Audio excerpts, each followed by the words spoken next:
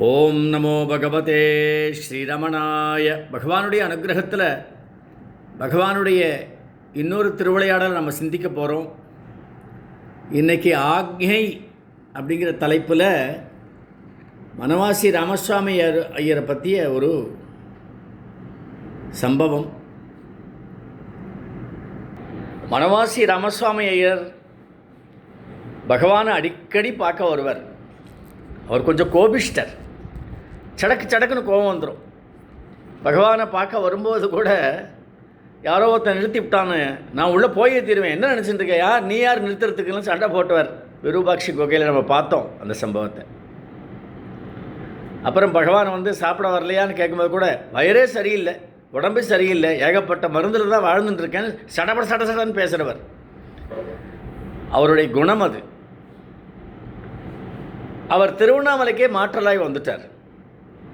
அங்கே பணியில் அவர் அமர்ந்திருந்தார். பணி நேரம் எப்போ முடியுறதுன்னு பார்த்துட்டுருப்பார். முடிஞ்ச உடனே ரமணாசிரமத்துக்கு வந்துடுவார். பகவான் கூடவே இருப்பார். சன்னதி மகிமை, அந்த சன்னதியிலே இருப்பார். அதில் ஒரு அலாதி பிரியம் அவருக்கு. ஆஃபீஸ் வேலைக்கு எந்த விதமான குந்தகமும் கிடையாது, எந்த வித தொந்தரவும் கிடையாது. ஆஃபீஸ் வேலையெல்லாம் பார்த்துட்டு தான் வரார். ஆனால் அவர் மேலதிகாரிக்கு இவர் இந்த மாதிரி பகவான் போய் உட்காந்துருக்காருன்றதுனால ஒரு கோபம், ஒரு கேலி. உமக்கு 150 ரூபா சம்பளம் அதிகம்தான் ஓய் அப்படின்னு வரான். இவர் கேட்டு ரொம்ப எரிச்சலாகி போச்சு. என்ன இப்படி சொல்கிறான் அந்த ஆள்? வேலைக்கு நான் ஒழுங்காக தான் வந்துட்டுருக்கேன், ஒழுங்காக வேலை பார்க்குறேன், என் வேலை நேரம் போக தானே என் பகவானை நான் பார்க்க போகிறேன், இவன் இப்படி சொல்கிறானே அப்படின்னு கோபம் வந்துருத்தவருக்கு. இந்த வனவாசி ராமசுவாமி ஐயர் பகவான்கிட்ட வந்து குறிப்பிட்டார், பகவானே இந்த மாதிரி சொல்லிகிட்டு இருக்கான் என் அதிகாரி. உடனே பகவான்,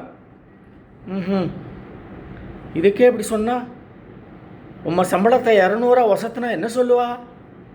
பகவான் கேட்குறது. இதில் என்ன வேடிக்கை அப்படின்னா, அடுத்த மாதமே ராமசுவாமி ஐயருடைய சம்பளம் 200 ரூபாயாக வசத்தப்பட்டது.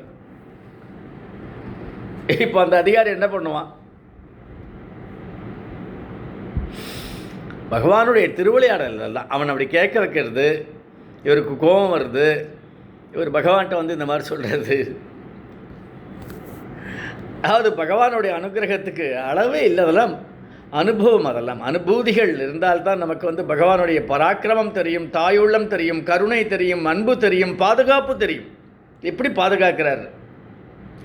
நாங்கள் அப்போ வீடு கட்டிகிட்டு இருந்த நேரம், அப்போ தான் குஞ்சு சுவாமிகளுடைய அந்த எனது நினைவுகள் புஸ்தகம் நான் படித்தேன். அதிலிருந்து திருவண்ணாமலை போனோம், கனவுலெல்லாம் திருவண்ணாமலை வருது.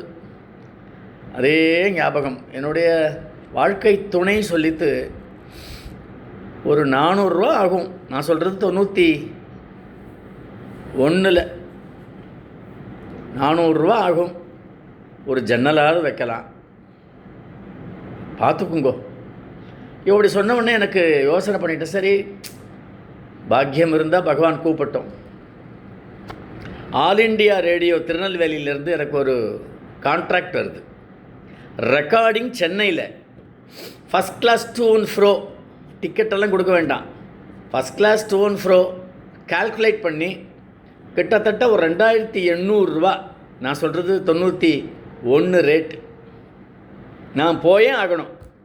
திருநெல்வேலியில் ரெக்கார்டிங் வச்சுருந்தா நான் இங்கேயே போய்ட்டு அந்த பணத்தை வந்து வீட்டுக்கு தான் போட்டிருப்பேன், திருவண்ணாமலை போக முடியாது. பகவான் என்ன பண்ணார், இதில் போடு, சென்னையில் போடு, நாடக விழாவில் ரெவ்யூ, அந்த ஒன் ஆஃப் த ரெவ்யூயர்ஸ் நான்.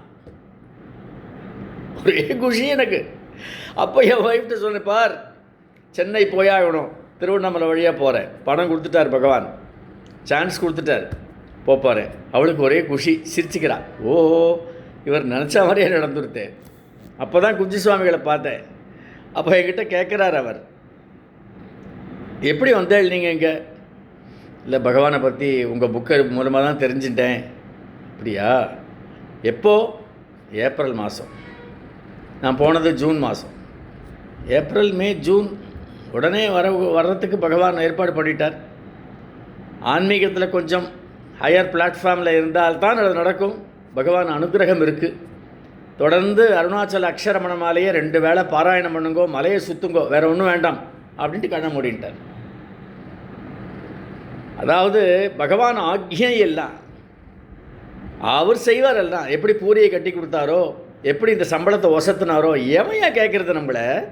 ரமண பக்தாளை யார் கேலி பண்ணுறது, யார் கேட்குறது? என் பகவானுடைய ப்ரொடெக்ஷனில் இருக்கும் அப்படின்ற எண்ணம் நமக்கு பகவான் கொடுத்துருவார். தொடர்ந்து சிந்திப்போம்.